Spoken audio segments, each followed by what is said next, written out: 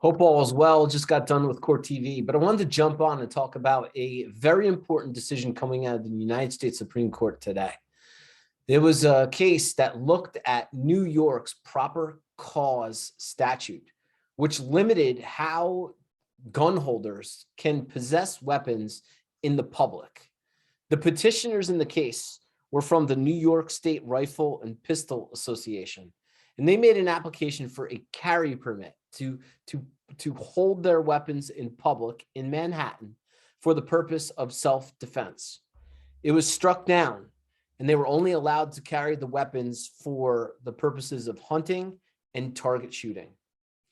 The Supreme Court today, in a 6-3 vote, reversed the decision.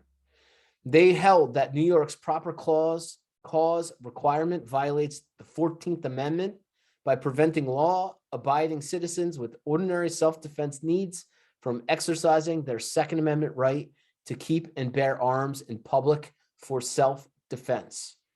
The opinion makes clear that the restrictions on carrying firearms in sensitive places like schools and other government buildings will not be affected and are consistent with the historical understanding under the Keller decision and the constitutional case law on a right to bear arms.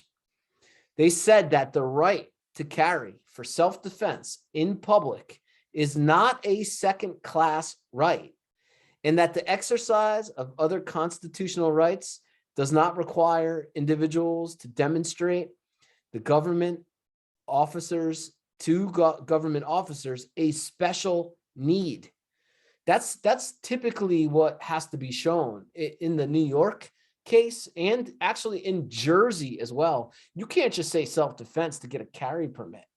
So the question remains, how is this case going to affect other states?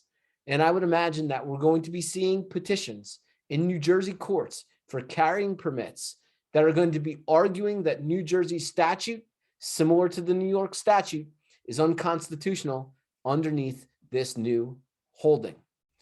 Hope that answers some of your questions on today's decision. How it's going to affect New Jersey and other states remains to be seen, but certainly this 6-3 decision by the United States Supreme Court is one that is critical to the Second Amendment and whether or not individuals have rights to carry in public.